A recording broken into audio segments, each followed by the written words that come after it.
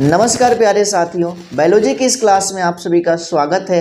पिछले वीडियो में जाना गया परागण के बारे में। परागण होता क्या है और परागण के कितने प्रकार होता है, इसके बारे में हमने पिछले वीडियो में बता रखा है। परागण के बारे में बताया गया कि किसी भी पौधे का जो पुष्प होता है जननांग होता है, जिसमें पुमंग नर भाग होता है और जायांग मादा भाग होता है। पुमंग पर एक संरचना होती है जिसे परागकोश कहा जाता है और परागकोश में नर युग्मक परागण पाए जाते हैं और परागकोश से पराग कणों का निकल करके पुष्प के मादा भाग वर्तिकाग्र पर पहुंचने की क्रिया को परागण कहा जाता है। और परागण की क्रिया दो प्रकार की होती है, एक को कहते हैं स्वपरागण यानी कि सेल्फ पोलिनेशन और दूसरे को कहा जाता है पर परागण यानी कि क्रॉस पोलिनेशन। तो स्वपरागण के बारे में कंप्लीटली जानकारी प्रीवियस सेशन में दिया गया है।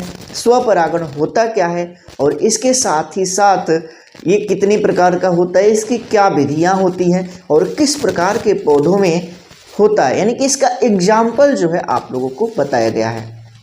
अब बारी आती है पर परागण की, लेकिन पर परागण को जानने से पहले हमें ये जानना जरूरी है कि स्वपरागण से क्या लाभ होने वाला है और उससे क्या हानियां होती है, क्योंकि एग्जामिनेशन में इससे भी रिलेटेड क्वेश्चन पूछे जा सकते हैं और 1 या 2 नंबर के क्वेश्चन पूछे भी जाते हैं। तो बहुत ही इम्पोर्टेंट टॉपिक है और इसे भी जानना बहुत ही ज़रूरी है। और ये टॉपिक है क्या, सबसे पहले जानेंगे स्वपरागण से क्या लाभ होता है।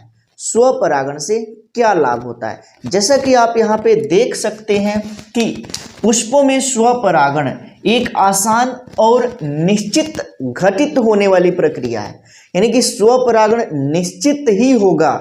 ऐसा क्यों? क्योंकि एक ही पौधे के पुष्प का परागकोश से परागकण उसी पौधे के वर्तिकाग्र पर पहुंचता है या उसी पौधे के किसी दूसरे पुष्प के वर्तिकाग्र पर पहुंचता है, तो इसी क्रिया को स्वपरागण कहा जाता है। और बहुत ही स्पष्ट रूप से जानकारी आपको प्रीवियस सेशन में दिया गया है इसके बारे में। तो यहाँ पे यह जो है आसान होता है क्योंकि किसी माध्यम की यहाँ पे आवश्यकता ही नहीं पड़ती और ये स्वयं होता है।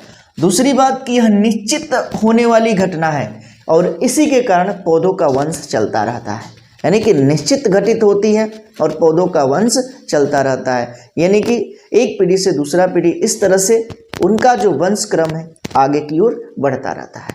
दूसरी बात करते हैं कि इनको परागण के लिए दूसरे पुष्प पर निर्भर नहीं रहना पड़ता है, यानी कि परागण की क्रिया के लिए दूसरे पुष्प पर ये निर्भर नहीं रहते क्योंकि इनके ही पुष्प का परागकण उसके वर्तिकाग्र पर पहुंच जाता है और परागण की क्रिया हो जाती है। तो ये दूसरे पुष्प के परागकण पर निर्भर नहीं रहते हैं। दूसरी बात कि स्वपरागित पुष्पों को रंग, सुगंध तथा मधु उत्पन्न करने की आवश्यकता नहीं पड़ती है। अब स्वयं ही काम हो रहा है तो दूसरे जीवों को क्यों आकर्षित किया जाए परागण के लिए।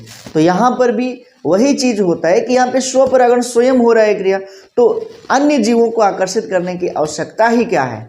और इसीलिए यहाँ पे इन पौधों को रंग, सुगंध और मधु उत्पन्न करने की आवश्यकता नहीं होती है। इससे क्या होता है कि पौधे कम ऊर्जा का उपयोग करते हैं परागण की क्रिया में, इसके द्वारा पौधे कम ऊर्जा का उपयोग करते हैं। ठीक, उसके बाद से आगे स्वपरागित बीज जो है शुद्ध नस्ल वाले होते हैं, समयुग्मी होते हैं और इनमें पैतृक गुण वही रहता है, मतलब कि जो गुण पैतृक होता है वही उसकी संतानों में होता है, यानी कि संतानें अपने पैतृक से गुणों में आनुवांशिक गुण हो या दैहिक गुण हो इसमें समान होती है। तो बस आपको यहाँ पे देखना है क्या कि जो संतानें होती है अपने पैतृक गुणों के ही समान होती है, यानी कि पैतृक में जो गुण होता है वही गुण संतानों में भी होता है। अब बातें समझ में आ रही होगी। तो यहाँ पे हमने बताया क्या, स्वपरागण से लाभ, स्वपरागण से लाभ। ये भी टॉपिक कंप्लीट हो गया। अब हम जानेंगे क्या, स्वपरागण से हानियां। अगला टॉपिक आता है स्वपरागण से हानियां। तो कुछ ऐसी भी चीज़ें होती हैं जिससे कि स्वपरागण से हानियां भी होती है। क्या क्या होती हैं? तो सबसे पहली बात, स्वपरागण से उत्पन्न बीज उत्तम श्रेणी के नहीं होते हैं, उत्तम श्रेणी के नहीं होते हैं, पहली बात तो ये। दूसरी बात क्या, स्वपरागण से उत्पन्न पौधे समय के साथ रोगों के प्रति प्रतिरोधक क्षमता इनमें कम होती है, यानी कि इससे जो पौधे होते हैं उत्पन्न, उन पौधों में प्रतिरोधक क्षमता कम होती है परपरागित पौधों की तुलना में। तो ये भी एक इसमें डिमेरिट है, हानियां हैं। उसके बाद से तीसरा, स्वपरागण से उत्पन्न बीजों से पौधे कमजोर होते हैं। क्या होते हैं? पौधे कमजोर होते हैं, मतलब कि इनके बीज से जो पौधे उत्पन्न होते हैं वे कमजोर होते हैं। आगे, स्वपरागण द्वारा नई जातियों की उत्पत्ति नहीं होती है। अभी हमने बताया यहाँ पे कि पैतृक गुण बदलता नहीं है, और जब तक पैतृक गुण बदलेगा नहीं तब तक नई जाति का विकास नहीं होगा। तो यहाँ पर भी वही चीज़ है कि यहाँ पे नई जातियों का विकास नहीं होता है। किस प्रकार के परागण से? स्वपरागण से। तो ये कमियां रहा, स्वपरागण से हानियां ये रहा। यहाँ पे हमने बताया स्वपरागण से लाभ, और यहाँ पे बताया गया स्वपरागण से हानियां। और उम्मीद करते हैं कि आपको ये टॉपिक भी पसंद आया होगा, और यदि पसंद आता है तो ज़रूर कमेंट बॉक्स में लिख दें और वीडियो को लाइक कर दें।